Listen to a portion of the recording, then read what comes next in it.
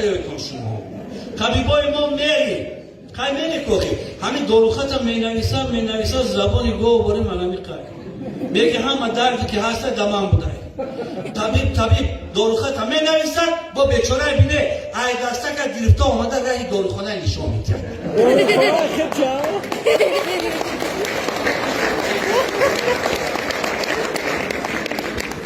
دیگه دلاوری که طبیبای ما نشون میده تو چه افته که رفتم 1-3-5 نگیری او فالسی بیاره ای چند گیریم ای 4 گیریم بابا درک دومه که افته که 4 میریم هیچ جگریته های بزن میزده کریه تروی کنم هفته پلاسی دایم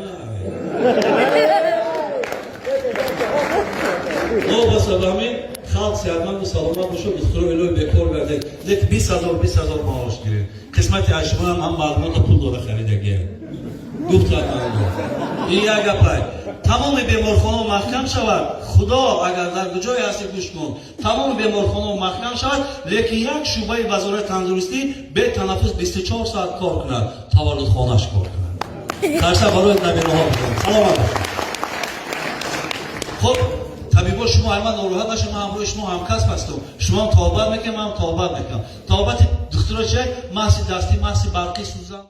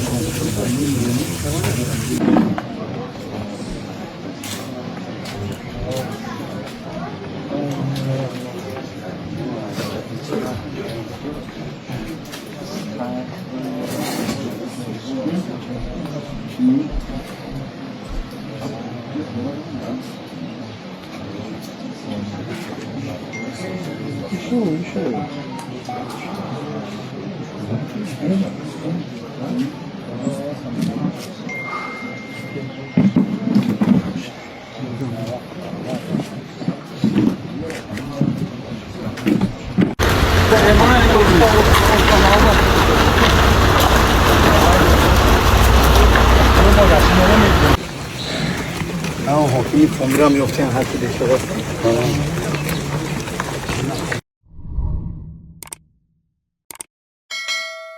خوب آغاز میکنیم مرحمت با تنتنه اسپیوس شما فرمودید خوش آمدن بیایم خالی چی بود؟ خوراک چی بود است؟ اولی معلوم نیست شورا جون در خیلی آخرش دستای شما وای نواختن اکاردیون با خیلی وای میکنه تو اوزی میکنه اوزرش با میلرزن اوزرش با میلرزن میلرزن با قدر قیمتی همین زنان خدمانی خانه رسیدن در کجا البته این حافظی نیست که لا لا لا لا گفتن برای این هر روز در خانه بودن در کورک یادگیری در خانه که نیستی از کجا یاد میگیری؟ ما شما یکم بار در خانه خوراک کردید پختگی؟ همون شیرچای شیرچای خیرت هم خوراک بابایی بوده است تقریبا شما چی؟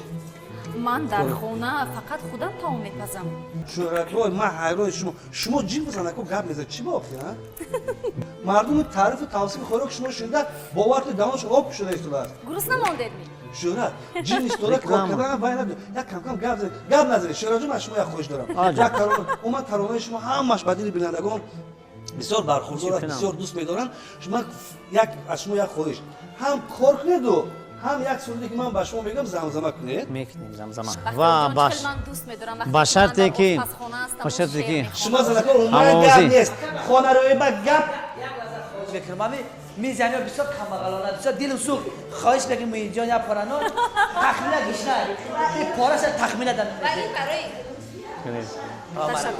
تشریف جان خوب کردید تشریف جان خوب کردید دستور مهمانای نال موندید برای که بغیر همش با این ارزانی میبیارد فهمیدن چون در اینجا یک محصولاتی نیست که برابر آماده کردن طعام رو بخورن بنابراین هم مرحمت وای زرینا جان رحمت اینه که اگر یک پیاله چای میدادید چقدر من خوشم میشود بعد یک ساعت تشریف زرینا بانو آخه خدای اینو نمیخواد کار خودتون نکنید خوراک سوس دار باز بانو میخورم با یک ساعت دیگه انتظار میشیم اول خوراک تیار میگم بعد یک جای میام بینندگان گرامی هست نفرانی که بسیار سیرپیاز رو دوست می‌دارند مثلا من شورا شما دوست می‌دارید بله وقتی شما دوست می‌دارید جدایم تشریف زرینا جان بله مهمان‌های دیگر دور هستند نمی‌پرسیم سرپیاز بله سرپیاز زور آقای جان شما همینجا میبخشید سیرپیاز رو خوردن در تنهایی. این علاقه محصولاتی که شما میتوانید استفاده برید اون لحظه‌ای که دوستش می‌دارید، یعنی که مهم نیست ما که دوست می‌داریم استفاده می‌کنیم.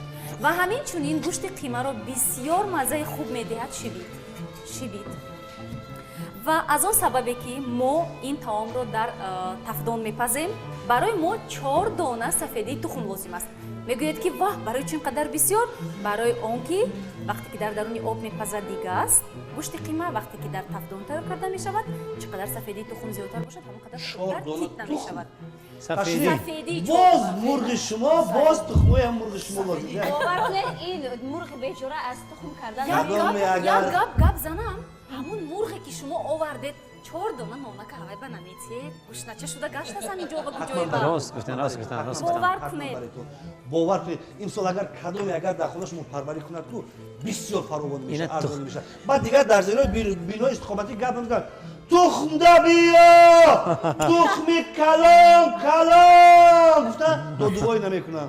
واقعا هم کلچه با مزه بود. ما گفتیم مرغ بچه خودتون نخورید گفتیم آخه تخمین برو بینه. ولی میبخشید در این لحظه من خواهش میکنم که کم جور اینجا روید جور آزاد کنید.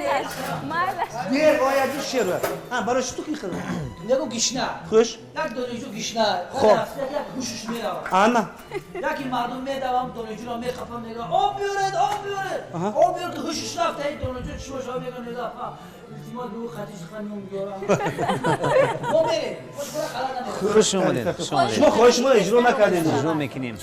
ما با هم اجرا میکنیم با هم. کای اینا ها خودی حاضر. شبنمی گل باده گل پوش من، محرمی رازی دلی خاموش من. شبنمی گل باده گل پوش من، محرمی رازی دلی خاموش من. یکی من دوامش رو نمیدونم.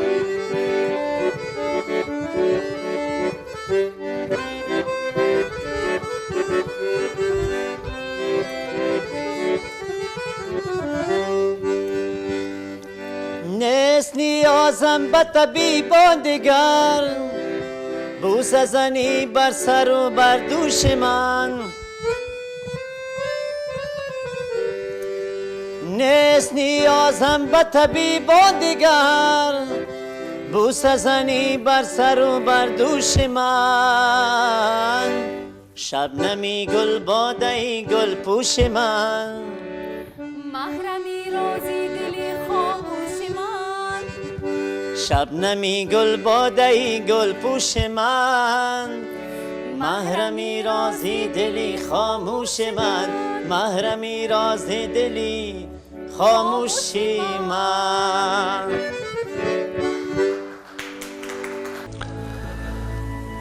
مادر برای من برای برادرم هم مادر بودن و هم پدر بودن. به پدر عذر بسیار بار دیگر در نزد پدرها و پدر رو این رو نقص درک میکنم. به پدر زندگی میشده است، زندگی کردن میشده است، لیکن به مادر چنان مشکل بوده است که هیچ نگفتنی. و همین مهنتی حلال کردیم. ما 6 نفر رو خوراندن و پوشاندن و کلان کردن و صاحب خانه و در کردن و صاحب معلومات کردن و انا متاسفانه وقتی که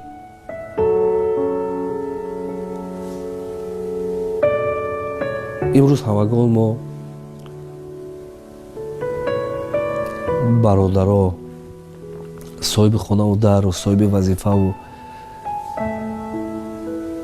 من شرایط خوب پیدا کردیم. متاسفانه امروز رحمتی مادرمون همراه ما نیست.